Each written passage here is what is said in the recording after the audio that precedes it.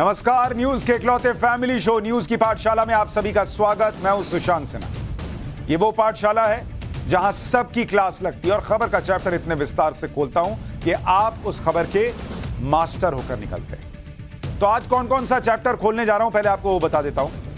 Gujarat exit poll के पर्दे के पीछे की कहानी आपको बताऊंगा, क्योंकि एग्जिट पोल आप सुन रहे हैं, लेकिन पर्दे के पीछे की कहानी क्या है आज वो पाठशाला में। गुजरात एग्जिट पोल के आंकड़े कैसे सेट हो गए आज आपको यह भी दिखाऊंगा। मोदी ने जो किया, एग्जिट पोल तो यही आना था। यह क्यों कह रहा हूं, आज इसका भी चैप्टर है, जरा विस्तार से और गौर से देखिएगा। इसके अलावा हिजाबी महिलाओं का बड़ा दुश्मन खत्म हो गया। ईरान के कट्टरपंथी वर्सेस भारत के कट्टरपंथियों का चैप्टर भी आपके लिए लेकर आया। साथ ही गुजरात की वो वीर रानी जिन्होंने मोहम्मद गौरी को खदेड़ दिया था, आज हिस्ट्री की क्लास में उनका चैप्टर। लेकिन पाठशाला में सबसे पहले दिन भर की बड़ी खबरों का एक साथ रिवीजन, फिर पहला चैप्टर।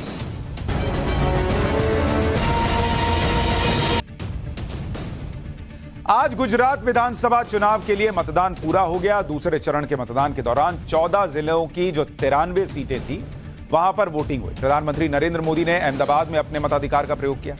दूसरे चरण में करीब 60% के आसपास मतदान हुआ है और 1 दिसंबर को पहले चरण के दौरान 89 सीटों पर मतदान हुआ था। कुल 182 विधानसभा सीटें हैं जिनके लिए वोटिंग हो गई है। अब नतीजा 8 दिसंबर को आएगा। उत्तर प्रदेश में आज 1 लोकसभा और 2 विधानसभा सीटों के लिए भी मतदान पूरा हो गया।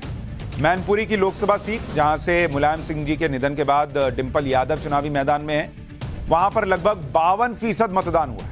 मुलायम सिंह यादव के निधन से खाली हुई मैनपुरी सीट से समाजवादी पार्टी ने डिंपल यादव को उतारा है। बीजेपी की तरफ से रघुराज सिंह शाक के मैदान में है। वहीं रामपुर विधानसभा उपचुनाव में लगभग 32% वोटिंग हुई है, मात्र 32%।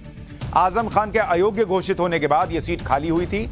इसके अलावा खतौली विधानसभा उपचुनाव के लिए भी मतदान हुआ है। कांग्रेस नेता राहुल गांधी की भारत जोड़ो यात्रा राजस्थान पहुंच गई। यहां बीजेपी प्रदेश अध्यक्ष सतीश पूनिया ने राहुल गांधी पर हमला किया। सतीश पूनिया ने कहा कि 2018 में राहुल गांधी ने 10 दिन में किसानों की कर्ज माफी का वादा किया था। इसके बाद 1447 दिन हो गए, पूरा कैलकुलेशन करके कह रहे हैं कि 1447 दिन हो गए। राहुल गांधी का वादा तो पूरा हुआ नहीं। कांग्रेस ने किसानों के नाम पर सरकार बनाई और किसानों ने जो वादा किया था वो पूरा नहीं। कांग्रेस के नेता हरीश रावत ने पीओके को लेकर बड़ा बयान दिया है। उत्तराखंड के पूर्व मुख्यमंत्री हरीश रावत ने कहा कि पाकिस्तान अभी कमजोर है, यही सही समय है कि हम पाकिस्तान से पीओके वापस ले लें। बिहार के पूर्व मुख्यमंत्री लालू यादव का किडनी ट्रांसप्लांट ऑपरेशन सफल रहा है। सिंगापुर के हॉस्पिटल में लालू यादव का ऑपरेशन हुआ। ट्रांसप्लांट के लिए लालू यादव की जो बेटी है रोहिणी, उन्होंने अपनी किडनी डोनेट की। लालू यादव और रोहिणी दोनों अब पूरी तरह से स्वस्थ हैं। ऑपरेशन के बाद तेजस्वी यादव ने ट्वीट किया और कहा कि ऑपरेशन सफल रहा और जल्दी ही लालू यादव के मार्गदर्शन के लिए हमारे बीच में होंगे। इंग्लैंड ने पहले टेस्ट में पाकिस्तान को हरा दिया है। रावलपिंडी में खेले गए टेस्ट में पाकिस्तान को 74 रन से हार मिली। इसी के साथ इंग्लैंड ने पाकिस्तान में 22 साल बाद पहली जीत हासिल की। इंग्लैंड ने पहली पारी में 657 रन बनाए। पाकिस्तान ने पहली पारी में 579 रन बनाए। फिर इंग्लैंड खेला, उसने 264 रन पर पारी डिक्लेयर कर दी। पाकिस्तान को जीत के लिए 343 रन का टारगेट था, जिसके जवाब में पाकिस्तान 268 पर ऑल आउट हो गई और मैच हार गई। तो ये हो गया दिन भर का रिवीजन। अब पाठशाला की पहली क्लास और इसमें गुजरात एग्जिट पोल का चैप्टर। एग्जिट पोल के पर्दे की पीछे की कहानी आज आपको बताने जा रहा हूं और गुजरात एग्जिट पोल के आंकड़े कैसे सेट हो गए आज ये बताऊं।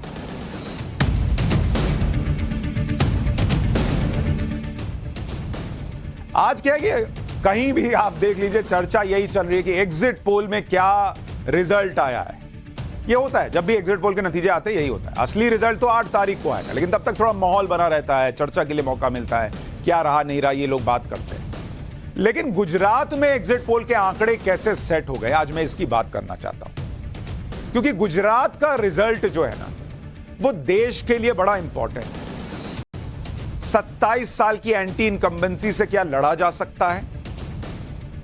क्या 2024 के लिए यह मैसेज दिया जा सकता है कि क्यों पड़े हो चक्कर में, कोई नहीं है टक्कर में? ऐसा हो सकता है क्या? कैसे ये आंकड़े सेट हुए, आज मैं आपको इसको डिटेल में बताऊंगा। लेकिन उससे पहले एग्जिट पोल का रिजल्ट आपको बता देता हूं, क्योंकि अलग अलग चैनल हैं, घूम फिर के सब जगह आप देख रहे होंगे, तो अलग अलग एजेंसीज ने एग्जिट पोल किए। तो मैंने और हमारी टीम ने सोचा कि हम क्या करते हैं, एग्जिट पोल का पोल ऑफ पोल्स एक बार आपके सामने रख देते हैं कि आपको पता चल जाए कि भाई कहां क्या मामला बन रहा है। तो पोल ऑफ पोल्स का मतलब होता है कि जहां जहां से नतीजे आए सबका हमने एवरेज निकाल दिया कि किस जगह पर क्या हालत बन रही है। तो अगर आप गुजरात का देखेंगे पोल ऑफ पोल्स, तो गुजरात में 182 सीट है और गुजरात का पोल ऑफ पोल्स कह रहा है कि बीजेपी को सीटें आएंगी 135, 135। ये सारे पोल्स जितने अलग अलग चैनल पर हुए हैं उनका एवरेज निकाल के बता रहा हूं। कांग्रेस के लिए कहा जा रहा है कि उसकी सीटें 77 से घटकर 34 हो जाएंगी, 34, और बीजेपी की सीटें 99 से बढ़कर पिछले बार के मुकाबले 135 होंगी, यानी 36 सीट का गेन है। आम आदमी पार्टी के लिए पोल ऑफ पोल्स कह रहा है कि आम आदमी पार्टी को 10 सीट आ सकती है और अन्य जो है उनके खाते में 3 सीट जा सकती है। यह पोल ऑफ पोल्स का आंकड़ा। अच्छा, गुजरात के लिए सारे पोल्स जो हैं वो ये कह रहे हैं कि बीजेपी की सरकार बननी तय है। कोई भी ऐसा पोल नहीं है जिसने कहा हो कि कांग्रेस या आम आदमी पार्टी सरकार बना सकती है। तो सारे पोल बीजेपी की सरकार बना रहे हैं और बीजेपी को जो एवरेज निकल कर आ रहा है वो 135 सीट का लग रहा है। कुछ ने ज्यादा दिया है, कुछ ने कम दिया है। अब आपको बताता हूं हिमाचल प्रदेश का, वहां के लिए पोल ऑफ पोल्स क्या कह रहा है। हिमाचल प्रदेश में कुल 68 सीट है, 68 सीट, और यहां के लिए पोल ऑफ पोल्स दावा कर रहा है कि बीजेपी की जो सीटें आएंगी वो आएंगी 36 सीट, 36 सीट, और सरकार बनाने के लिए कितनी सीट चाहिए, मिनिमम 35 सीट चाहिए। कांग्रेस को पोल ऑफ पोल्स कह रहा है कि 29 सीट आएगी, अन्य को जो है 3 सीट है, और आम आदमी पार्टी का खाता यहां नहीं खुलेगा, यह ज्यादातर पोल्स कह रहे हैं। हालांकि गुजरात से अलग हिमाचल प्रदेश के 1-2 पोल्स ऐसे हैं जिन्होंने दावा किया है कि हिमाचल में हो सकता है कांग्रेस की सरकार बन जाए। तो हिमाचल में एक तरह से क्लोज फाइट भी है, 35 का आंकड़ा चाहिए, 36 है, कांग्रेस 29 पर है, बहुत दूर भी नहीं, ऐसा नहीं कि एक तरफा लड़ाई है। यह जरूर है कि अगर बीजेपी हिमाचल में सरकार बनाती है तो 37 साल बाद ऐसे होगा कि कोई सरकार जो है अभी हिमाचल में वो रिपीट हो जाए, नहीं तो एक बार बीजेपी, एक बार कांग्रेस, एक बार बीजेपी, एक बार कांग्रेस, यह हिमाचल में चलता रहता है। तो हिमाचल में रिजल्ट वाले दिन उलटफेर की गुंजाइश हो सकती है, क्योंकि बहुत क्लोज फाइट है, ये याद रखिएगा। लेकिन गुजरात में क्लोज फाइट नहीं है और एक तरफा सब कह रहे हैं कि बीजेपी की सरकार बननी गुजरात में तय। इसलिए मैंने आपसे कहा कि मैं गुजरात में एग्जिट पोल के आंकड़े कैसे सेट हुए ये आपको बताऊंगा, अभी थोड़ा बताऊंगा। लेकिन एक बार आपको जल्दी से गुजरात के एग्जिट पोल्स में जो आ रहा है वो समझा दूं, उसके बाद मैं नंबर पे आऊंगा। गुजरात में जो रीजन वाइज एग्जिट पोल है वो भी आपको जल्दी से बता देता हूं। गुजरात में मोटे तौर पर 4 इलाके हैं जिसमें गुजरात को बांटा जाता है, जिसमें आप देखेंगे सौराष्ट्र और कच्छ का इलाका है जहां 54 सीट है, जहां फर्स्ट फेज में वोटिंग हुई थी। उत्तरी गुजरात में 32 सीट है, दक्षिणी गुजरात में 35 सीट है और मध्य गुजरात में 61 सीटें। तो ये गुजरात को 4 रीजन में बांटेंगे और जब सबको जोड़ते हैं तो 182 सीटें गुजरात में नजर आती हैं। अब आपको मैं जल्दी से एक काम कर रहा हूं कि रीजन वाइज भी आपको आंकड़ा दिखाता हूं तो आपको समझ में आएगा कि कहां से परफॉर्मेंस बीजेपी की आ रही है, आंकड़े कैसे कहां सेट हो रहे हैं। जैसे सौराष्ट्र और कच्छ हो गया, सौराष्ट्र कच्छ, यहां पर 54 सीट है टोटल इस रीजन में, और यहां पर कहा जा रहा है, जो हमारा एग्जिट पोल कह रहा है कि इन 54 सीट में से बीजेपी को 36 से 40 सीट आ सकती है, 36 to 40 सीट, 54 में से 36 से 40। कांग्रेस यहां 8 से 11 है, आम आदमी पार्टी को 3 से 7 सीट आ सकती है, और अन्य को जो है अदर्स, इनको 0 से 2 आ सकता है। तो सौराष्ट्र और कच्छ के इलाके में बीजेपी गेन कर रही है पिछले बार के मुकाबले, जो अपने आप में बड़ी बात है। अब है सेंट्रल गुजरात। सेंट्रल गुजरात में क्या स्थिति है भाई, यहां पर 61 सीटें, 61 सीट है सेंट्रल गुजरात के अंदर। हमारा एग्जिट पोल कह रहा है कि इन 61 में से बीजेपी का गेन अगर आप देखेंगे, मैसिव गेन है बीजेपी को सेंट्रल गुजरात में, 44 से 47 सीट सेंट्रल गुजरात में। कांग्रेस को 10 से 14 है, 10 to 14। आम आदमी पार्टी को 4 से 8 है और अन्य जो है वो 0 है यहां पर। अब आते हैं साउथ गुजरात। साउथ गुजरात यहां पर 35 सीट है, 35 सीट। इस 35 सीट में दक्षिण गुजरात के अंदर बीजेपी को 26 से 29 और कांग्रेस 3 से 7 है, जो कांग्रेस के लिए मैसिव लॉस है क्योंकि दक्षिण गुजरात में कांग्रेस अच्छा करती थी। आम आदमी पार्टी को 2 से 5 है, एक मिनट, आम आदमी पार्टी को 2 से 5 सीट है और अन्य के खाते में 1 सीट है। और जो आखिरी रीजन है उत्तर गुजरात, नॉर्थ गुजरात, यहां पर 32 सीट है, 32 सीट। इस 32 में बीजेपी को है 17 से 23, 17 to 23, कांग्रेस को है 9 से 12 और आम आदमी पार्टी को यहां पर 0 से 2। तो अगर आप देखेंगे कि बीजेपी हर रीजन में लीड कर रही है, बढ़िया बढ़िया सीट ला रही है, काफी अच्छी खासी सीट ला रही है, इसलिए बीजेपी की वहां सरकार बनने के दावे हर कोई कर रहा है। अब जो बात मैं कह रहा था कि गुजरात के एग्जिट पोल के नतीजे पहले से ही कैसे सेट हो गए, इसमें सेट होने का मतलब यह नहीं है कि कोई सेटिंग हो गई, कुछ गड़बड़ है। सेट होने का मतलब है कि गुजरात का वो सेंटीमेंट जिसमें लोग क्या चाहते हैं उसका पता पहले ही चल जाता है। एग्जिट पोल क्या करता है, आप वोट देके निकले, हाँ भैया आप बताइए आपने किसको दिया, अच्छा ये फॉर्म भरिए जरा किसको दिया। ये वोटर के मन में ये रिजल्ट कैसे सेट था कि गुजरात में यही आ सकता है, आज आपको ये बताने वाला। एग्जिट पोल में सेंटीमेंट आता है और कुछ नहीं आता। ये सेंटीमेंट बनता है उस आधार पर जिस आधार पर लोग वोट करते हैं। और अगर आप मोटे तौर पर लोग जिन 5 चीजों पर वोट करते हैं उसको देखेंगे तो आपको समझ में आ जाएगा कि गुजरात में एग्जिट पोल क्यों कह रहा है कि बीजेपी की सरकार बन रही है। मोटे तौर पर वोट जो पड़ता है वो किन चीजों पर पड़ता है। आप बोलते हैं मेरे को रोटी मिल रही है कि नहीं मिल रही है, मिल रही है बॉस। अगर कपड़ा मिल रहा है कि नहीं मिल रहा है पहनने के लिए ढंग का, मकान है कि नहीं घर रहने के लिए, सुरक्षा। आज की डेट में लोग कहते हैं भैया मकान है नहीं है लेकिन कम से कम सुरक्षा महिलाओं का, बच्चों का, बुजुर्गों का वो है कि नहीं, और विकास है कि नहीं। ये 5 ऐसे फैक्टर हैं, 1 2 3 4 5, ये 5 चीजें अगर कोई दे रहा है तो फिर सरकार उसकी बन जाती है लगभग। वोटर दगाबाज नहीं होता। इसलिए मैं आपको कह रहा हूं कि एग्जिट पोल के आंकड़े कैसे सेट हुए इसको समझिए। अगर रोटी कपड़ा की बात करें और मकान की बात करें तो वो तभी होगा जब राज्य में लोगों के पास काम होगा। काम तब होगा जब राज्य में विकास होगा। अगर मैं आपको गुजरात के आंकड़े दिखाऊं कैसे रोटी कपड़ा मकान के मामले में गुजरात परफॉर्म कर रहा है, पिछले 9 साल से देश में सबसे तेजी से ग्रोथ करने वाला राज्य कौन है, वो है गुजरात। 9 साल से नंबर 1 पर है। नवंबर में आरबीआई की एक रिपोर्ट आई है जिस पर बहुत ज्यादा चर्चा नहीं हुई। इस रिपोर्ट में जो बात निकल कर आई है कि गुजरात का जो ग्रॉस स्टेट डोमेस्टिक प्रोडक्ट है यानी जीएसडीपी, जैसे देश की जीडीपी होती है वैसे ही स्टेट की भी जीडीपी है, gross state domestic product. Gujarat की ग्रोथ रेट 8.17% है, नंबर 1 पर है गुजरात इस साल। और सिर्फ इस साल नहीं है, 9 साल से गुजरात की जीडीपी जो है वो देश में नंबर 1 बनी हुई है, 9 साल से। और 9 साल में गुजरात की जीडीपी दोगुनी हो गई है।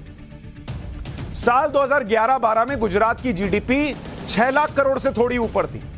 2020-21 में यह 12.5 लाख करोड़ के आसपास हो गई।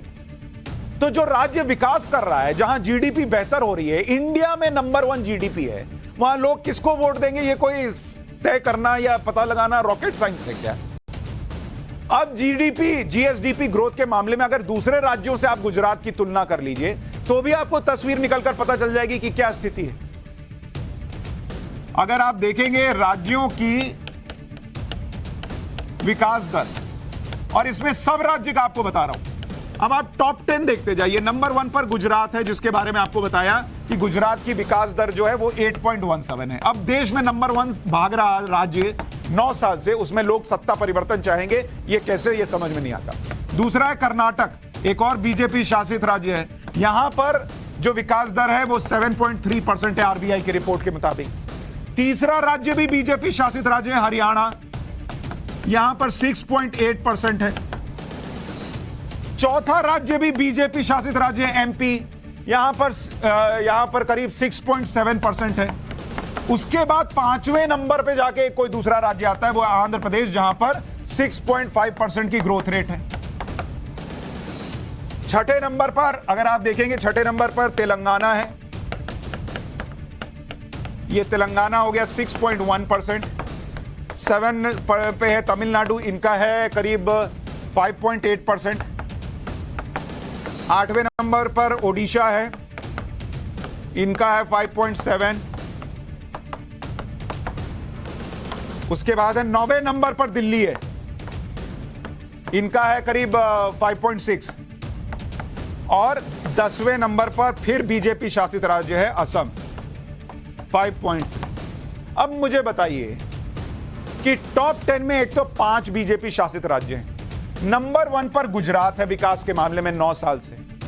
अच्छा, कोई कह रहा है कि हम आएंगे इससे बेहतर करेंगे, कांग्रेस पार्टी कह रही है हम आएंगे गुजरात को और तेजी से बढ़ाएंगे, तो पब्लिक कहेगी ना कि बॉस तुम जहां कर रहे होगे वहां का रिपोर्ट कार्ड दिखाओ। आप कहते हैं ना कि अच्छा इस दुकान में ये चीज अच्छी मिलेगी, तो जरा सैंपल दिखाओ। सैंपल देखिए, ये पूरे 10 नाम आपके सामने रख दिए, इसमें कोई कांग्रेस शासित राज्य है ही नहीं। टॉप 10 में कांग्रेस का नाम ही नहीं है। तो गुजरात की जनता क्यों मौका देगी, ये समझ में नहीं आता। जो आम आदमी पार्टी है, उनकी दिल्ली में सरकार है, वो 9वें नंबर पर है। तो 9वें नंबर वाला आकर नंबर 1 को और नंबर 1 बनाएगा, ये कैसे पब्लिक विश्वास करे। इसलिए मैं कह रहा हूं कि आंकड़े सेट हैं एग्जिट पोल के, क्योंकि लोगों का मन सेट है ना बॉस, जो वो देख रहे हैं गुजरात में। अगर बीजेपी लगातार गुजरात चुनाव जीत रही है और अगर वो इस बार भी गुजरात चुनाव जीत जाए, तो इसमें हैरानी इसीलिए नहीं होनी चाहिए क्योंकि गुजरात कारोबारियों का राज्य है। गुजरात का मतलब बिजनेस, और बिजनेस के मामले में 9 साल से गुजरात के सामने कोई टिकता ही नहीं है। ग्रोथ रेट में सबसे पिछड़े राज्य कौन है? अगर आप देखेंगे जो सबसे फिसड्डी राज्य हैं वो कौन है? केरल, वामपंथियों का राज्य है, 3.9% की ग्रोथ रेट है। और ये वामपंथी बताते हैं कि नरेंद्र मोदी जो है वो क्या कर रहे हैं और नहीं कर रहे हैं, इनको देश कैसे चलाना, इनको अर्थव्यवस्था कैसे चलानी है। अरे पहले अपना राज्य चला के दिखाओ यार। झारखंड 4.2%, बताइए, यहां कांग्रेस पार्टनर है। तो इसलिए एग्जिट पोल के आंकड़े क्या आ रहे हैं वो आपको रोटी कपड़ा मकान के मामले से समझ में आया। इसके अलावा तमिलनाडु के बाद देश में सबसे ज्यादा फैक्ट्री गुजरात में, और अगर पिछले 10 साल की बात करें तो सबसे ज्यादा फैक्ट्री लगाने के मामले में गुजरात ने तमिलनाडु को भी पीछे छोड़ दिया। आरबीआई की रिपोर्ट के मुताबिक तमिलनाडु में 38,837 फैक्ट्री है, गुजरात में 28,479 फैक्ट्री है। लेकिन पिछले 10 साल में तमिलनाडु में फैक्ट्रीज की संख्या 45% बढ़ी, जबकि गुजरात में 82% नई फैक्ट्रियां बन गई। 82% नई फैक्ट्रियों में बढ़ोतरी हुई है बीते 10 साल में। अगर घरेलू कंपनियों और विदेशी कंपनियों के नए निवेश की बात करूं तो नए निवेश को लाने में गुजरात देश में सबसे आगे है। अगर आप निवेश की बात कीजिए, निवेश गुजरात के अंदर जो आंकड़ा है वो कह रहा है कि 2021-22 में 21-22 गुजरात में 3.98 लाख करोड़ का निवेश हुआ। ये आपको गुजरात का बता रहा हूं। तो कंपनियां, फैक्ट्रियां ऐसे ही नहीं लग रही, और अगर लग रही हैं तो लोगों को रोजगार मिल रहा है ना भाई। रोजगार भी मिल रहा है, लोग कहेंगे नहीं नहीं तुमको नहीं चुनेंगे, तुम जाओ किसी ऐसे को मौका दो। और ये 2020-21 के मुकाबले में कितना अप है आपको पता है? 273% का गेन है। यानी कोरोना के बाद बहुत तेजी से गुजरात ने फिर पिकअप पकड़ लिया, गियर बदला, सीधा 5 नंबर, चौथा भी नहीं लगाया इन्होंने। बड़े प्रोजेक्ट्स के मामले में गुजरात ने दूसरे राज्यों को पीछे छोड़ दिया। अगर आपको हाल के कुछ बड़े प्रोजेक्ट्स की याद दिला दूं, टाटा एयरबस एयरक्राफ्ट प्रोजेक्ट, जिसमें एयरबस C295 ट्रांसपोर्ट एयरक्राफ्ट पहली बार भारत में कोई प्राइवेट कंपनी बनाएगी। यह प्रोजेक्ट 22,000 करोड़ रुपए का है। कहां लगा? गुजरात के बड़ोदरा में इसका प्लांट लग रहा है। इसके अलावा वेदांता फॉक्सकॉन प्रोजेक्ट, इसमें ताइवान की बड़ी कंपनी फॉक्सकॉन गुजरात में वेदांता के साथ मिलकर सेमीकंडक्टर बनाएगी। यह प्रोजेक्ट जो है वो 1.5 लाख करोड़ रुपए का है और गुजरात के धोलेरा में इसका प्लांट लगेगा। इसके अलावा बल्क ड्रग पार्क्स, जो देश में 3 जगह गुजरात, हिमाचल प्रदेश और आंध्र प्रदेश में बनने का प्रस्ताव है। इसमें गुजरात में बल्क ड्रग पार्क भरूच में बनेगा, जिसमें केंद्र से 1000 करोड़ रुपए की मदद दी जा रही है। यह आपको बता रहा हूं सेफोलॉजिस्ट खुद बनिए, समझिए कि क्यों गुजरात में जो हो रहा है वो हो रहा है। अभी तो मोदी फैक्टर पर आया ही नहीं। ये सब भी हालांकि नरेंद्र मोदी फैक्टर ही है, जिस तरह से वो गुजरात में चीजें बदल कर आए। जब इस तरह से उद्योग धंधे होंगे तो रोजगार की स्थिति भी बेहतर होगी और बेरोजगारी कम होगी। गुजरात का रिकॉर्ड इस मामले में राष्ट्रीय औसत से बेहतर है। अगर आप बेरोजगारी की बात कीजिए, जिस तरह से आपको बता रहा हूं, बेरोजगारी, इसकी बड़ी चर्चा होती है। आदमी अगर बेरोजगार होगा तो आपको क्यों वोट देगा? तो अगर ग्रामीण इलाकों का देखूं, ग्रामीण इलाकों में साल 2020-21 2021 इसका बता रहा हूं आपको, गुजरात में प्रति 1000 व्यक्ति कितने लोग बेरोजगार हैं? 8। ये पर 1000 बता रहा हूं, पर 1000। 1000 लोग गांव में रहते हैं तो 8 बेरोजगार। और नेशनल एवरेज, राष्ट्रीय औसत कितना है ग्रामीण इलाकों में बेरोजगारी का? राष्ट्रीय औसत है 33। 1000 लोगों में से 33 लोग देश में बेरोजगार है औसतन। गुजरात में यह आंकड़ा मात्र 8 का है। शहरी इलाकों में अगर देख लें, हो सकता है शहरी इलाकों में ज्यादा हो भैया, वहां क्या हाल है? वहां गुजरात में 46 लोग हैं बेरोजगार पर 1000 में 46। और राष्ट्रीय औसत कितना है शहरी इलाकों में बेरोजगारी का? 67। 1000 लोगों में से 67 लोग बेरोजगार है देश में, और गुजरात में मात्र 46, राष्ट्रीय औसत से कम। अब बताइए, एग्जिट पोल के आंकड़े ये नहीं आएंगे तो क्या आएंगे? नरेंद्र मोदी जब गुजरात के सीएम बने थे तो बताया जाता है कि उनके पास गुजरात के गांव से संदेश आते थे कि सर कम से कम रात का खाना अंधेरे में ना हो। यह हालत थी गुजरात की जब वो सीएम बने कि रात में खाना खाते वक्त तो लाइट दे दीजिए, क्या खा रहे हैं वो तो दिखे, मुंह में खाते वक्त पता तो चले क्या खा रहे हैं। यानी रात को खाने के वक्त बिजली भी मिल जाए, ये लोग मांग रहे थे, डिमांड कर रहे थे। तब गुजरात के कई इलाकों को रात में बिजली नहीं मिलती थी क्योंकि बिजली सिंचाई व्यवस्था के लिए डाइवर्ट की जाती थी। नरेंद्र मोदी ने तब ज्योति ग्राम योजना शुरू की। 2003 में नरेंद्र मोदी ने सीएम रहते गुजरात में यह तय किया कि सिंचाई के लिए बिजली की व्यवस्था अलग रहेगी और घरेलू और गांव के उपभोक्ताओं के लिए व्यवस्था अलग रहेगी। इसके लिए एक parallel rural electricity distribution network तैयार किया और जो नई ट्रांसमिशन लाइंस बिछाई गई वो 78,454 किलोमीटर की। 20 लाख इलेक्ट्रिक पोल्स लगाए गए। 20 साल पहले गुजरात में 55 लाख बिजली कनेक्शन थे, जो आज की तारीख में 2 करोड़ बिजली कनेक्शन। पहले सिंचाई कनेक्शन 5 लाख थे, अब बढ़कर 20 लाख से ज्यादा सिंचाई कनेक्शन होगा। तो नरेंद्र मोदी के नाम पर जो वोट पड़ता है, जो लोग आंख मूंद के विश्वास करते हैं कि मोदी जी ने कह दिया कि गुजरात का बेटा आया, ऐसे नहीं आया भाई। वो गुजरात के बेटे ने डिलीवर करके दिखाया, तब जाके लोग आंख मूंद के विश्वास करते हैं, मोदी मोदी के नारे लगते हैं। सोलर पावर, गुजरात में पिछले 20 साल में क्रांति हुई है सोलर पावर के मामले में। भारत में जितने, अगर आप देखेंगे गुजरात के अंदर सोलर पावर यानी सूरज से जो बिजली बनाई जाती है, रूफटॉप सोलर पावर सेटअप है, उसमें 60%, 67% अकेले गुजरात में, अकेले गुजरात के अंदर। यह क्रांति है भाई, क्रांति जिसकी चर्चा नहीं होती। गुजरात में करीब 8 लाख रूफटॉप यानी घरों के ऊपर जो लगा रहता है ना सोलर सिस्टम, वो सोलर पावर सिस्टम लगा हुआ है। 8 लाख सेटअप लगे हुए और गुजरात में 8000 मेगावाट सौर ऊर्जा का उत्पादन हो रहा है। यहां तक कि अब लोग सोलर पावर के जरिए बिजली बना रहे हैं और ग्रिड को भी बेच सकते हैं। यह भी माहौल बना दिया गया वहां। तो विकास हो रहा है, रोजगार मिल रहा है। जब इकोनॉमी अच्छी हो, जब रोजगार के मौके हो, जब बिजली मिल रही हो और जब कानून व्यवस्था की हालत ठीक हो, तो फिर एंटी इनकम्बेंसी फैक्टर कैसे चलेगा बॉस? गुजरात में अगर क्राइम की बात कर लूं, अगर आप देखिए क्राइम का मामला क्या है, क्राइम रेट, भाई ठीक है सब कुछ है, पैसा है, लेकिन मैं सुरक्षित नहीं हूं तो मैं क्या करूंगा महाराज? एनसीआरबी का आंकड़ा कहता है, एनसीआरबी का डेटा है, नेशनल क्राइम रिकॉर्ड ब्यूरो, बी एनसीआरबी।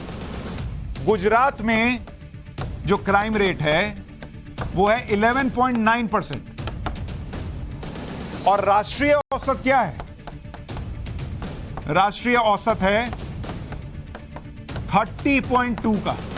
कहां 30%? यह है किस चीज का आपको बता रहा हूं, ये आंकड़ा आपको बता रहा हूं, वायलेंट क्राइम यानी बहुत ही विभत्स क्राइम जो होता है उसको ये बता रहा हूं। देश में 30% होता है, गुजरात में 11%। मर्डर गुजरात के अंदर कितना है? 1.4% का आंकड़ा है गुजरात के अंदर। राष्ट्रीय औसत कितना है? 2.1% का, यहां भी राष्ट्रीय औसत से कम। महिलाओं के खिलाफ क्राइम रेट अगर आप देखेंगे, मर्डर दिखा दिया, अब महिलाएं देखिए, उनके खिलाफ क्राइम गुजरात में है 22.1%। राष्ट्रीय औसत कितना है? 64.5%। मतलब करीब करीब गुजरात में 1/3 है। इतनी सेफ है वहां पर महिलाएं। जो बातें मैं आपको बता रहा हूं ना, अब आप खुद सोचिए कि इन बातों के साथ जब प्रधानमंत्री नरेंद्र मोदी की मेहनत का फैक्टर जुड़ जाता है तो फिर उस राज्य का नतीजा जानना मुश्किल नहीं है, अगर कोई मगर वाली स्थिति नहीं है। क्योंकि प्रधानमंत्री मोदी मेहनत करने में यकीन रखते हैं, वो रिजल्ट की भी चिंता नहीं करते। आज आप देखिए ना भाई, पीएम मोदी ने अहमदाबाद में वोट डाला, फिर उसके बाद दिल्ली में बीजेपी की 2 दिन की राष्ट्रीय कार्यकारिणी की बैठक में शामिल हो गए। ये नहीं कि वहां वोट डाल के आप थोड़ा रिलैक्स कर लें, तुरंत इधर दिल्ली बीजेपी की राष्ट्रीय कार्यकारिणी की बैठक में आने वाले चुनावों पर भी बात होनी है। अगले साल कर्नाटक में चुनाव है, मध्य प्रदेश में चुनाव है, राजस्थान में चुनाव है, छत्तीसगढ़ में चुनाव है, इस तरह के इंपॉर्टेंट चुनाव है, और फिर 2024 का लोकसभा चुनाव भी आ रहा है। इस बैठक में प्रधानमंत्री ने बताया कि कैसे वैश्विक मंच पर भारत आर्थिक तौर पर शक्ति के तौर पर उभरा है, कैसे G20 की बैठक की अध्यक्षता से संबंधित कार्यक्रम पार्टी को चलाने चाहिए। ये लग गए। दूसरा, अभी रिजल्ट आया नहीं। वो गीता में लिखा है कि कर्म करो फल की चिंता मत करो, ये फल की चिंता में है ही नहीं। अब तो कर दिया ना भाई, वोट डल गया, आप प्रचार कर दिया, अब आगे बढ़ो, लगो अगले में। अब थोड़ी जो ईवीएम में हो गया वो चेंज हो सकता है, विपक्ष बोलता होगा, लेकिन ईवीएम में जाने के बाद चेंज थोड़ी होना है। वो लग गए। इसी तरह से आपको याद होगा कि जिस दिन यूपी का चुनाव का रिजल्ट आया उसके अगले दिन प्रधानमंत्री नरेंद्र मोदी का मिशन गुजरात का कार्यक्रम था। 10 मार्च को यूपी के नतीजे आए, 11 मार्च को नरेंद्र मोदी गुजरात पहुंच गए। यूपी में पीएम मोदी ने करीब 25 रैलियां की थी, गुजरात में 30 से ज्यादा रैली की है। रिजल्ट से खुद को काट लिया। मेहनत कर दो, देखा जाएगा जो पब्लिक सोच रही हो। अच्छा, पीएम मोदी की मेहनत पर कुछ लोग ये कहकर हल्का दिखाने की कोशिश करते हैं, अरे ये तो हमेशा प्रचार मोड में रहते हैं, ये तो प्रचार करने वाले प्राइम मिनिस्टर हैं, देश का काम छोड़ देते हैं, प्रचार करते हैं। अच्छा बॉस, मुझे ये बताइए, आप बच्चे को स्कूल छोड़ने जाते हैं तो क्या नौकरी से इस्तीफा दे देते हैं? आप राशन लाने जाते हैं तो बॉस को फोन करते हैं, आज से काम पर नहीं आऊंगा, मैं राशन लाने जा रहा हूं। एक काम दूसरे से इंटरकनेक्टेड होता है कि सब अपनी अपनी तरह से चलता रहता है। सारा काम छोड़कर वो चुनावों में ध्यान देते हैं, ये विपक्ष का आरोप है। जबकि सच ये है, गुजरात का उदाहरण देखिए।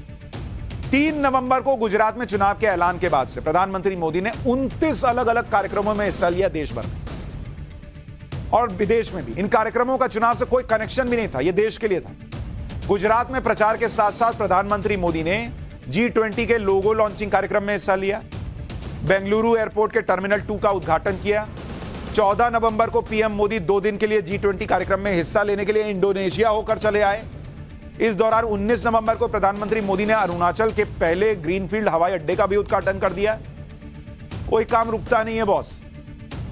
आप मेहनत नहीं कर रहे हो तो दूसरे की मेहनत को कम बनाने के लिए उनको ये मत बताओ कि ये तो चुनावी मोड में रहते हैं, वो वर्क मोड में रहते हैं, आपसे नहीं हो पा रहा, ये आपकी प्रॉब्लम। अभी 19 नवंबर को पीएम मोदी ने अपने दिन की शुरुआत अरुणाचल प्रदेश से की, जब वो वहां पर ग्रीनफील्ड एयरपोर्ट का उद्घाटन करने गए थे। उसकी तस्वीर दिखा रहा हूं। इसके बाद वो वाराणसी चले गए, जहां तमिल समागम का कार्यक्रम चल रहा था। फिर उसी दिन शाम को गुजरात पहुंच गए, जहां रैलियां की। एक ही दिन में एक के बाद एक कार्यक्रम, और वो भी देश के अलग अलग हिस्सों में किया। यह हर किसी के बस की बात नहीं है, और अगर कोई कर रहा है तो क्रेडिट दे दीजिए। आप कर सकते हैं, नहीं कर सकते, यह अलग बात है, लेकिन इस उम्र में अगर वो कर रहे हैं तो डिस्क्रेडिट तो मत कीजिए कि देश छोड़ दिया। अरे भैया, देश चल नहीं रहा है क्या? गुजरात में इस बार पीएम मोदी ने इतनी मेहनत इसलिए की क्योंकि उनका टारगेट था कि इस बार गुजरात में वैसी जीत मिले जो जीत नरेंद्र मोदी की जीत का भी रिकॉर्ड तोड़ दे। हो सकता है कि नरेंद्र मोदी जो बात कह रहे हैं कि नरेंद्र मोदी से बड़ी जीत भूपेंद्र की होनी चाहिए, वो बात सच भी हो जाए। और वो जो जीत की बात कर रहे हैं, 2002 का साल था, 2002, जब नरेंद्र मोदी के नेतृत्व में गुजरात में बीजेपी को 127 सीट आई थी, 127, और यह बीजेपी का बेस्ट परफॉर्मेंस है। इस बार के चुनाव में पोल ऑफ पोल्स क्या कह रहे हैं? 135 seat. POP poll of polls इस बार कह रहे हैं ना 135। अगर ये 135 हो गया तो रिकॉर्ड टूट गया जो नरेंद्र मोदी ने टारगेट रखा था। अच्छा, नरेंद्र मोदी एक काम और स्मार्टली करते हैं, क्या है, अरे चुनाव में कांग्रेस का ही नहीं है, आपका ही नहीं है, ये सब सोच के अगर आप छोड़ देंगे तो कई बार मामला इधर उधर होता है। तो वो क्या टारगेट देते, रिकॉर्ड बनाते हैं, तो कार्यकर्ताओं में उत्साह आ गया, वो इधर उधर दौड़ना शुरू किया, चलो नहीं ये करना है, मोदी जी ने बोल दिया। तो वो मोटिवेट करने के लिए टारगेट देते हैं। ऐसा नहीं कि 135 की जगह 120 आएगा तो कुछ गड़बड़ हो जाएगी या सरकार नहीं बनी, लेकिन मोटिवेट कर देते हैं। प्रधानमंत्री नरेंद्र मोदी ये भी कह रहे थे कि गुजरात में सबसे बड़ी जीत मिलनी चाहिए। यहां पर आपको यह भी जानना चाहिए कि गुजरात में सबसे बड़ी जीत 1985 में कांग्रेस के नेता थे माधव सिंह सोलंकी, उनके नेतृत्व में कांग्रेस को मिली थी 149। तो गुजरात की सबसे बड़ी जीत के लिए बीजेपी को 150 सीट चाहिए होगी। हालांकि इस बार के चुनाव में कुछ एग्जिट पोल ये अनुमान लगा रहे हैं कि बीजेपी को 150 से ज्यादा सीटें भी आ सकती हैं। अगर ऐसा हुआ तो यह गुजरात में अब तक की सबसे बड़ी जीत होगी और नरेंद्र मोदी जो कह रहे थे वो बात सच साबित हो जाएगी। आज पीएम मोदी के बड़े भाई सोमा भाई मोदी ने भी अपने छोटे भाई को कहा कि बहुत मेहनत करते हैं, थोड़ा आराम भी करना चाहिए। ये कहते हुए पीएम मोदी के बड़े भाई भावुक भी हो गए। एक बार आपको दिखाता हूं। उनको कहा कि आप बहुत कड़ी मेहनत करते हैं देश के लिए, थोड़ा आराम भी करो। भावुक क्षण है सर, आपके आग भी भरा है, सर आपकी आग भी भरा है, माफी चाहूंगी, लेकिन आप लोगों को वो लगता है कंटिन्यू वो इतना ज्यादा देश के लिए काम करते हैं, तो भाई होने के नाते आपका वो प्यार छलक पड़ता है। परिश्रम करते हैं तो देखते हैं ना। बड़े भाई भावुक हो गए कि मोदी जी देश के लिए काम करते हैं तो रेस्ट नहीं करते, रेस्ट करना चाहिए। लेकिन कुछ लोग रेस्ट कर रहे हैं और दूसरे तरीके से रेस्ट कर रहे हैं। अगर पीएम मोदी की मेहनत की तुलना दूसरे नेताओं से करें और राहुल गांधी की बात कर लूं तो भारत जोड़ो यात्रा में बिजी। हिमाचल में राहुल गांधी ने एक रैली नहीं की, गुजरात में राहुल गांधी ने सिर्फ 2 रैलियां की। फिर आप कंपैरिजन करते हैं कि भाई इसको इतनी सीट उसको उतनी सीट। और राहुल गांधी अलग ही दुनिया में चल रहे हैं, उनके साथ उनकी पार्टी भी अलग ही दुनिया में है। गुजरात चुनाव खत्म होते ही बीजेपी अगले चुनाव की तैयारी में जुट गई है, जबकि कांग्रेस यात्रा मोड पर अटकी हुई। रविवार को कांग्रेस की संचालन समिति की पहली बैठक हुई। इन्होंने बैठक में क्या तय किया आपको पता है? कि भारत जोड़ो यात्रा जब खत्म हो जाएगी तो इसके बाद कांग्रेस पार्टी हाथ से हाथ जोड़ो अभियान चलाएगी। यह अभियान 26 जनवरी से शुरू होगा और 2 महीने तक चलेगा। अभियान के तहत ब्लॉक स्तर पर यात्रा, जिला स्तर पर अधिवेशन और राज्य के स्तर पर अधिवेशन किया जाएगा, जिसमें भारत जोड़ो यात्रा का संदेश और मोदी सरकार के खिलाफ चार्जशीट आम लोगों तक पहुंचाई जाएगी। प्रियंका वाड्रा के नेतृत्व में हर राज्य में महिला मार्च किया जाएगा।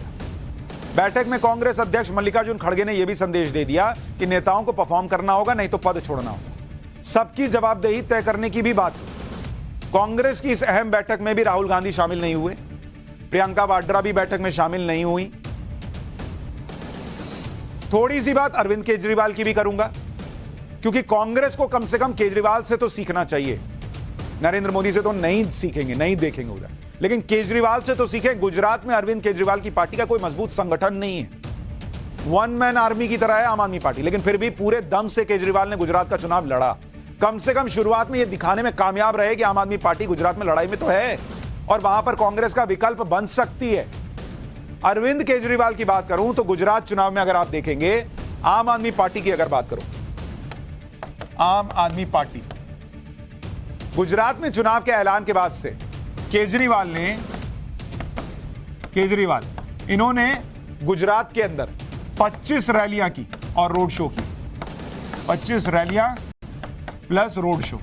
अरे भाई, कम से कम आप जो कहिए, अच्छा कहिए, बुरा कीजिए, कहिए। राहुल गांधी से तो ज्यादा नजर आए गुजरात में तो पब्लिक क्या सोचेगी? अगर एग्जिट पोल के नतीजे ही असली नतीजों में बदले तो फिर साबित हो जाएगा कि नरेंद्र मोदी के सामने कोई फैक्टर काम नहीं करता। फिर चाहे आप हिमाचल के आंतरिक कला की बात कर लीजिए, हिमाचल में अगर बीजेपी की सरकार बन रही है तो फिर कैसे काम कर रहा है। गुजरात में एंटी इनकम्बेंसी की बात कर लीजिए, कहां खड़ा हो रहा है। विपक्ष के मुफ्त वाले लुभावने वादे हों वो भी नहीं चल रहे। मैंने आपको समझाया था ना, पेंशन स्कीम जो कांग्रेस पार्टी ने यूपीए के जमाने में पेंशन स्कीम नहीं हटाई, वो कह रही थी हम पुराना वाला लाएंगे। पब्लिक कहां पसंद कर रही है। और 2024 के लिए अलग मैसेज चला जाएगा अगर यही नतीजे रहे कि कहां पड़े हो चक्कर में, कोई नहीं है टक्कर। अगर हिमाचल में भी रिपीट हो गया और गुजरात में भी रिपीट हो गया। फिर आप करते रहिए, बनाते रहिए माहौल। तो ये हो गई गुजरात चुनाव के एग्जिट पोल में जो नतीजे आ रहे हैं वो पब्लिक के मन में कैसे सेट हो रहे हैं उसकी बात। बाकी 8 तारीख को देखेंगे क्या रहता है। अब पाठशाला में ईरान के मौलानाओं का चैप्टर, जिनके बारे में बताया जा रहा है कि उनकी अक्ल 2 महीने के एंटी हिजाब प्रोटेस्ट के बाद ठिकाने पर आई है। लेकिन भारत को जो ईरान बनाना चाहते हैं उन कट्टरपंथियों की अकल कब ठिकाने लगेगी, आज इसी का चैप्टर खोल रहा हूं।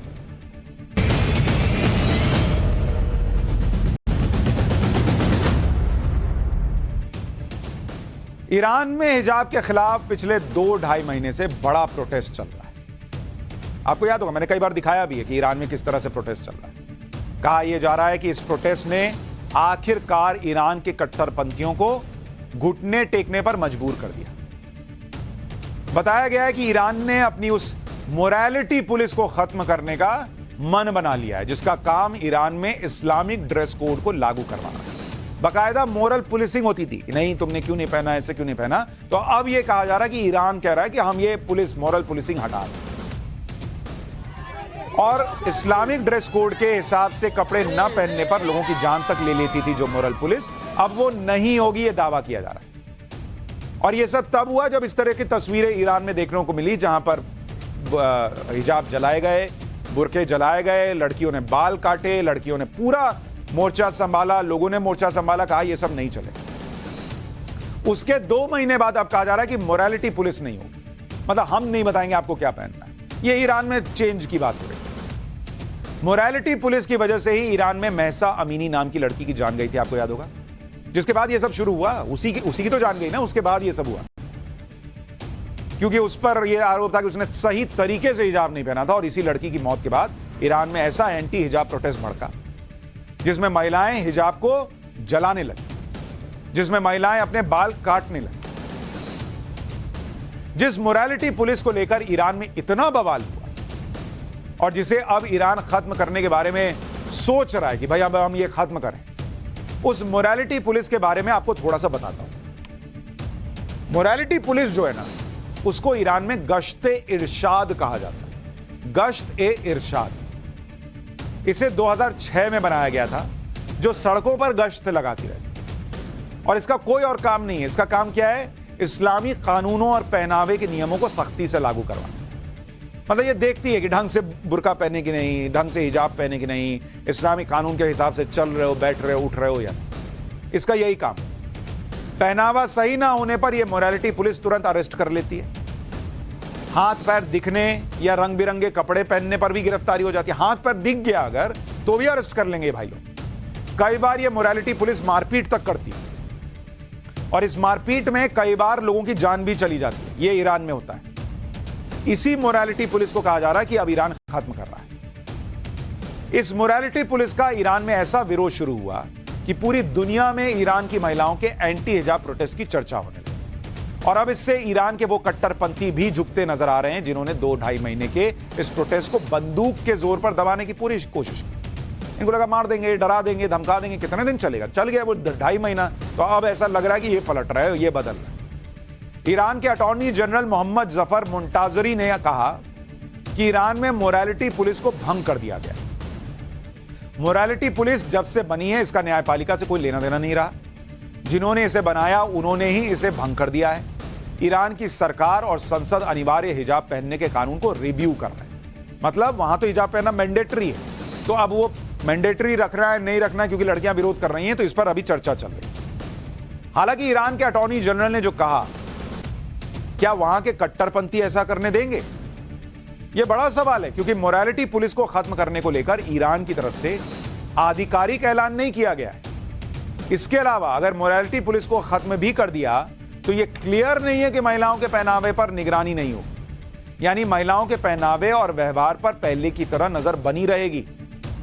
न्यायपालिका यह तय करेगी कि इस्लामिक नियमों और ड्रेस कोड के हिसाब से जो व्यवहार करना चाहिए, जो पहनावा होना चाहिए, वही हो। कुछ लोग यह भी कह रहे हैं कि मोरालिटी पुलिस को हो सकता है कुछ दिन के लिए इस पूरे आंदोलन को ठंडा करने के लिए किया हो, कि हटा रहे हैं। एक बार ठंडा हो गया, लोग तितर बितर हो गए, सब इधर उधर चला गया मामला, फिर किसी दूसरे तरीके से इसको करेंगे। क्योंकि ईरान में कट्टरपंथियों ने ईरान को जो बना दिया है वो इतनी जल्दी सरेंडर कर देंगे ये लगता नहीं। क्योंकि आपको याद होगा इसी तरीके से तालिबान ने अफगानिस्तान में कहा था कि हम बदल रहे हैं, वो क्या बदलेंगे भाई? वो बदलने वाले लोग हैं क्या? वो लड़कियों को बुर्के और हिजाब से बाहर निकलने ही नहीं देना चाहते, वो पॉलिटिक्स में आने ही नहीं देना चाहते। वो बदलेंगे, इसलिए ईरान में भी सवाल उठ रहा है कि ये कट्टरपंथी बदल जाएंगे। और इसलिए कहा जा रहा है कि ईरान के कट्टरपंथियों का प्रोपेगेंडा भी हो सकता है, क्योंकि साल 2017 में ईरान में फैसला किया गया था कि हिजाब नहीं पहनने पर किसी की गिरफ्तारी नहीं होगी। ये 2017 में इन्होंने कहा था कि हिजाब नहीं पहनो तो अरेस्ट नहीं करेंगे, लेकिन अभी तक सही ढंग से हिजाब नहीं पहनने पर गिरफ्तारियां हो ही रही हैं। तो कैसे यकीन कर लें? क्योंकि सरकार ने तो ऐलान किया नहीं। जो खबरें आ रही हैं वो क्या मीडिया में माहौल बनाने के लिए है, लोगों का गुस्सा कम करने के लिए क्या है, अभी कुछ पता नहीं चल रहा। ट्रैक रिकॉर्ड विश्वास करने नहीं दे रहा। यहां एक बात यह भी समझनी चाहिए कि ईरान की महिलाओं का सवाल सिर्फ ईरान में मॉरलिटी पुलिस खत्म करने का नहीं था। बड़ा सवाल उनका यह था कि अनिवार्य तौर पर हिजाब पहनने के नियमों को बदलो। ईरान में पहनावे को लेकर जो नियम है वो ये कहता है कि 9 साल से बड़ी हर लड़की के लिए इस्लामिक नियमों के मुताबिक कपड़े पहनना अनिवार्य है। 9 साल से अगर उम्र ज्यादा है तो आपको वैसे ही पहनना होगा। शरीर का कोई भी हिस्सा दिखना नहीं चाहिए। गैर मुस्लिम और विदेशी महिलाओं के लिए भी हिजाब पहनना जरूरी है ईरान के अंदर। 1990 में सही ढंग से हिजाब या कपड़े नहीं पहनने पर सजा का प्रावधान लागू कर दिया गया था। 1995 में 60 साल से ज्यादा उम्र की महिलाओं को हिजाब नहीं पहनने पर जेल भेजने का कानून बना। सार्वजनिक जगह पर हिजाब नहीं पहनने पर 10 दिन से लेकर 2 महीने की सजा हो सकती है, या 50,000 से लेकर 5 लाख रियाल तक का जुर्माना लग सकता है। धार्मिक नियमों का उल्लंघन होने पर 74 कोड़े मारने का भी प्रावधान है। कोड़े, और वो कोड़े ऐसे नहीं है कि आपको हल्के से, पूरी चमड़ी उधड़ जाती है। तो जिसने ढंग से हिजाब नहीं पहना उसको कोड़े तक मारते थे ये लोग। और ये 2.5 महीने के प्रोटेस्ट में बदल गए होंगे, ये लोगों को यकीन नहीं हो। यहां एक और बड़ी बात सोचने वाली है कि ईरान के कट्टरपंथियों ने एंटी हिजाब प्रोटेस्ट को दबाने के लिए जितना अत्याचार 2-2.5 महीने से किया है, वो कैसे अचानक एक दिन में कह देगी कि वो अब नरमी दिखाएगी। सितंबर में जब से ईरान में एंटी हिजाब प्रोटेस्ट शुरू हुआ, तब से 450 प्रदर्शनकारियों की मौत हो चुकी है। तो जिन लोगों ने 450 लोगों को मार दिया, वो अचानक से एक दिन बदल जाएंगे कि आज सुबह उठे, अब चलो ठीक है, चलो तुम लोग अपने हिसाब से पहनो यार, छोड़ो रहा। ऐसे हो जाएंगे वो? कैसे? मरने वालों में 60 की उम्र से लेकर 18 साल से कम उम्र के लोग शामिल। मरने वालों में 9 बच्चियां शामिल हैं, 29 औरतें थीं। 18,000 लोगों को अरेस्ट किया इन लोगों ने। 5 प्रदर्शनकारियों को फांसी की सजा दे दी। 20 प्रदर्शनकारी मौत की सजा के आरोप का सामना कर रहे हैं। प्रदर्शन रोकने के लिए पुलिस और सेना लगाई गई। कई शहरों में इंटरनेट बंद किया गया, और ये लोग रातों रात बदल जाएंगे, लोगों को यकीन नहीं हो रहा। अब अगर ये मान भी लें कि ईरान अपनी मोरालिटी पुलिस को खत्म करने जा रही है और ईरान के कट्टरपंथियों को अक्ल आ गई है, तो फिर सवाल हमारे यहां के कट्टरपंथियों से भी है कि उन्हें कब ये बातें समझ में आएंगी। ईरान में महिलाएं खुद को हिजाब से आजाद कराने के लिए सड़क पर उतरकर प्रोटेस्ट कर रही हैं। सरकार और पुलिस के अत्याचार झेल रही हैं। हिजाब ना पहनना पड़े इसके लिए अब तक सैकड़ों प्रदर्शनकारी अपनी जान दे चुके हैं, जबकि भारत में हिजाब का नाम लेने भर से भूचाल आ जाता है। हिजाब जरूरी है कि नारा देने वाले नेता खड़े हो जाते हैं। ये वो लोग हैं जो मुस्लिम लड़कियों को हिजाब के नाम पर भड़काते हैं। ईरान में मोरालिटी पुलिस खत्म करने की बात हो रही है और भारत में मुसलमानों के हितैषी बनने का दावा करने वाले खुद मोरालिटी पुलिस बन रहे हैं और ये कह रहे हैं कि हिजाब तो जरूरी है। और यहां तो हिजाब से भी बात आगे बढ़ चली। अहमदाबाद की जामा मस्जिद के शाही इमाम हैं शब्बीर अहमद सिद्दीकी, जिन्हें महिलाओं के घर से बाहर निकलने और चुनाव लड़ने पर भी आपत्ति है और इसे इस्लाम के खिलाफ बगावत बता दिया उन्होंने। सुनिए एक बार। अगर औरतों का इस तरह से लोगों के सामने आना इस्लाम में जायज होता तो उनको मस्जिद से नहीं रोका जाता। मस्जिद से रोक दिया गया क्यों? औरत का इस्लाम में एक मकाम है, समझ गए आप? तो इसलिए जो कोई भी औरतों को जो है टिकट देते हैं वो इस्लाम के खिलाफ जो है बगावत करते हैं, समझ गए आप? इस्लाम के खिलाफ उनका ये अमल है। आपको मर्द नहीं है कि आप औरतों को ला रहे हैं। अब ये अलग लेवल पर चीज चली गई। शाही इमाम है जामा मस्जिद अहमदाबाद के, वो कह रहे हैं कि ये इस्लाम में ही नहीं है कि आप महिलाओं को इस तरह से बाहर आने दें और टिकट दें। ये हाल है इन लोगों का। महिलाएं बाहर ना आए, महिलाएं चुनाव ना लड़ें। कह रहे हैं क्या वो पुरुष हैं क्या? किस हिसाब से वो कम है भाई? क्यों वो नेता नहीं बन सकती? क्यों वो चुनाव नहीं लड़ सकती? और ये इस्लाम का नाम लेकर कह रहे हैं। अगर इस्लाम में होता तो बाकी जगहों पर भी लोग कहते, आप क्यों कह रहे हो भाई? और उधर AIMIM के नेता असदुद्दीन ओवैसी का भी बयान आपको सुनाता हूं, जिसमें वो कह रहे हैं कि एक दिन हिजाबी महिला भारत की प्रधानमंत्री बनेगी। और हम अपनी बेटियों को इंशाअल्लाह ताला अगर वो ये फैसला करती है कि अब्बा अम्मी मैं हिजाब पहनूंगी, तो अब्बा अम्मी पहने बोलेंगे बेटा पहन, तुझे कौन रोकता है, देखेंगे इंशाअल्लाह। हिजाब निकाब पहनेंगे, कॉलेज को जाएंगे, डॉक्टर भी बनेंगे, कलेक्टर भी बनेंगे, SDM भी बनेंगे, बिजनेसमैन भी बनेंगे। और एक दिन याद रखना तुम कांड की जनता, शायद मैं जिंदा नहीं रहूंगा, तुम देखना एक दिन इस देश की प्रधानमंत्री एक बच्ची हिजाब पहन के प्रधानमंत्री बनेगी। आश्चर्य होता है मुझे इन लोगों की सोच पर। एक भाई साहब कह रहे हैं कि महिलाओं को मुस्लिम महिलाओं को टिकट ही नहीं मिलना चाहिए। एक भाई साहब कह रहे हैं कि वो चुनाव भी लड़ेगी, वो ये भी बनेगी, वो भी बनेगी, वो देश की प्रधानमंत्री भी बनेगी, लेकिन हिजाब पहन के बनेगी। एक तरफ प्रोटेस्ट चल रहा है कि हिजाब से बाहर निकालो हमको, दुनिया देखने दो, जीने दो, और इनको अगर प्राइम मिनिस्टर भी बनाना है तो उसको हिजाब पहना के बनाएंगे।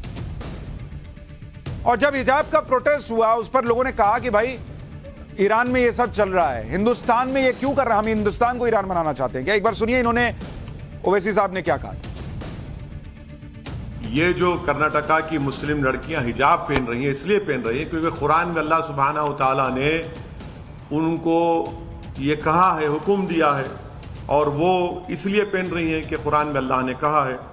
तो बीजेपी ने गैर ज़रूरी तौर पर इसको एक मसला बनाया, इसको बैन किया, और खामखा एक रक्कस क्रिएट किया गया है। इनके लिए हिजाब के खिलाफ लड़ाई लड़ना गैर जरूरी मुद्दा है। मतलब ये कह रहे हैं कि ईरान में जो लड़कियां अपनी जान तक दे रही हैं, जान पर खेलकर 2.5 महीने से उस लड़ाई को लड़ रही हैं, और लड़कियां क्या, कुछ लड़के पुरुष भी लड़ रहे हैं, मारे जा रहे हैं, सजाएं झेल रहे हैं, वो सब गैर जरूरी है। उनको हवा में ऐसे ही मन हो रहा है कि चलो कर लेते हैं। इसलिए मैं कह रहा हूं कि क्या भारत में भी, उधर तो कट्टरपंथी जो है वो थोड़ा सा लग रहा है कि दिखावे के लिए सही कुछ कहते हो, लगते दिख तो रहे, हम क्या भारत को भी ईरान बनाना चाहते हैं? उसी सोच में अपने यहाँ की मुस्लिम बहनों को रखना चाहते हैं? क्या कमी है मुस्लिम बहनों में जो वो आगे नहीं बढ़ सकती अगर हिजाब ना पहने तो? पूरे देश को और समाज को सोचना चाहिए। लेकिन जब लड़कियों की बात कर रहा हूं तो पाठशाला में अब गुजरात की उस वीर रानी का चैप्टर जिन्होंने मोहम्मद गौरी को खदेड़ दिया।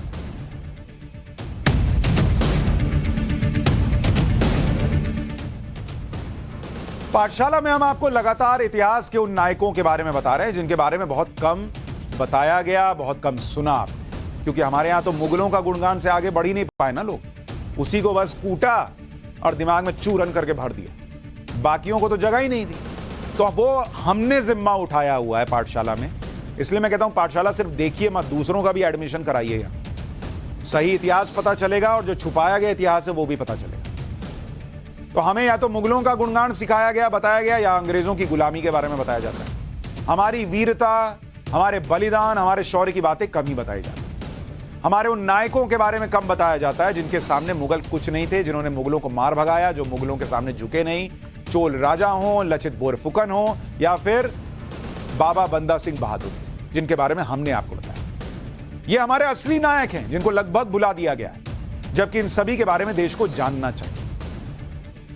आज इसी कड़ी में, हिस्ट्री के चैप्टर में, गुजरात की उस रानी के बारे में आपको बताने जा रहा हूं जिसने विदेशी आक्रमणकारी मोहम्मद गोरी को हराया था। लेकिन इस युद्ध और रानी की जीत का जिक्र बहुत कम होता है। रानी नाइकी देवी जिनको कुछ जगहों पर नैकी देवी भी कहा गया। इनका नाम भी, जैसे मैंने कहा था ना, लचित बोरफुकन का नाम आपको याद होना चाहिए, इनका नाम भी आपको याद होना चाहिए। रानी नाइकी देवी, इनका नाम भी ध्यान रखिए। इनके बारे में कितने लोगों को पता है, जरा अपने अंदर झांक कर देखिएगा। और जब मैं इनके बारे में अभी बताना शुरू करूंगा तो सोचिएगा कि क्यों जो है इनके बारे में हमें नहीं बताया गया। इतनी जबरदस्त कहानी इनकी, और ऐसी वीर महिला, गुजरात की रानी। झांसी के रानी के बारे में लोगों ने सुना, लेकिन इनके बारे में नहीं सुना। रानी नाइकी देवी गुजरात के कदंब राजवंश के राजा महामंडलेश्वर परमादी की पुत्री थी। बचपन से ही नाइकी देवी को घुड़सवारी, तीरंदाजी, तलवारबाजी और कई युद्ध कलाओं का प्रशिक्षण दिया गया। रानी नाइकी देवी का विवाह गुजरात के सोलंकी राजवंश के राजा अजयपाल से हुआ था। साल 1175 में राजा अजयपाल के अंगरक्षक ने उनका वध कर दिया। उस समय नाइकी देवी के पुत्र मूलराज और भीमदेव छोटे थे, जिसके कारण रानी नाइकी देवी को साम्राज्य का काम संभालना पड़ा। यह वो दौर था जब विदेशी हमलावर भारत को लूटने के मकसद से लगातार हमले कर रहे थे, जिनमें एक नाम मोहम्मद गोरी का था, जो सबसे आगे था भारत को लूटने। मोहम्मद गोरी ने साल 1175 से ही भारत पर हमले शुरू कर दिए, और मोहम्मद गोरी के निशाने पर सबसे पहले गुजरात था। रानी नाइकी देवी के बारे में शायद ही आपको पता, लेकिन विदेशी आक्रांता मोहम्मद गोरी के बारे में हमें इतिहास की किताबों में खूब पढ़ा है। सोचिए हमें हिस्ट्री कैसे पढ़ाई गई है कि जिस रानी ने उसे भगा दिया, खदेड़ दिया, वो भाग गया, वो आक्रांता के बारे में हम पढ़ रहे हैं, लेकिन इस वीर महिला, इस वीर रानी के बारे में हमें नहीं बताया जाता। मोहम्मद गोरी 12वीं सदी का तुर्क हमलावर। 1175 के बाद से मोहम्मद गोरी ने कई प्रमुख राज्यों पर हमले किए। 1175 में मुल्तान, 1179 में पंजाब, 1180 में पेशावर, 1185 में सियालकोट, इस सब पर इसने कब्जा कर लिया। मोहम्मद गोरी ने पृथ्वीराज चौहान को तराइन के दूसरे युद्ध में हराकर साल 1192 में दिल्ली में तुर्की सल्तनत की नींव रखी। मोहम्मद गोरी के भारत पर हमलों का मकसद इस्लाम का प्रचार और भारत की दौलत को लूटना था। मोहम्मद गोरी को कैसे रानी नाइकी देवी ने भगाया, यह आपको आगे बताऊंगा, लेकिन पहले रानी नाइकी देवी और उनके साम्राज्य के बारे में थोड़ा जानिए। रानी नाइकी देवी के साम्राज्य की राजधानी अनहिलवाड़ा थी, जो उस दौर में दुनिया के सबसे अमीर शहरों में से एक था। इसके बारे में अमेरिकी इतिहासकार टेटियस चांडलर ने लिखा है कि साल 1000 से 1100 तक अनहिलवाड़ दुनिया का 10वां सबसे अमीर शहर। यहां 1 लाख से ज्यादा लोग रहते थे। यानी रानी नाइकी देवी का साम्राज्य उस समय बहुत समृद्ध और धनी था, और यही रानी नाइकी देवी की चिंता का सबसे बड़ा कारण था, क्योंकि मोहम्मद गोरी जैसे विदेशी हमलावर ऐसे ही मौके की तलाश में थे। उनको तो बस पैसा दिखता था, अरे इतना अमीर राज्य है, यहां घुस जाओ, यहां मारो काटो खत्म करो। यह वो दौर था जब किसी साम्राज्य का उत्तराधिकारी छोटा हो तो दुश्मन राज्य फौरन हमला कर देते। रानी नाइकी देवी की राजनीतिक कुशलता और कूटनीति के बारे में वरिष्ठ मंत्री और सामंत जानते थे। सभी ने रानी नाइकी देवी से राज्य की बागडोर अपने हाथ में लेने का आग्रह किया। रानी नाइकी देवी ने यह कहकर मना कर दिया कि नियमों के अनुसार वारिस के जिंदा रहते कोई दूसरा सिंहासन पर नहीं बैठ सकता। लेकिन मंत्री और दरबारी अड़ गए कि रानी नाइकी देवी को सत्ता संभालनी चाहिए। इस पर रानी नाइकी देवी ने कहा कि वो राज्य की सत्ता अपने हाथ में नहीं ले सकती हैं, लेकिन राज्य के उत्तराधिकारी यानी अपने पुत्र मूलराज II को प्रतिनिधि बनाकर उनका मार्गदर्शन करें। माफी चाहूंगा, घंटी बज गई है, लेकिन रानी नाइकी देवी का इतिहास अभी खत्म नहीं हुआ है। मोहम्मद गोरी को रानी नाइकी देवी ने कैसे नाको चने चबवाए, कैसे भागने पर मजबूर किया, यह आपको कल बताऊंगा। बहुत शानदार इतिहास है, आपको जानना चाहिए। पाठशाला में आज के लिए इतना ही। कल रात 8:50 में मुलाकात होगी। नमस्कार।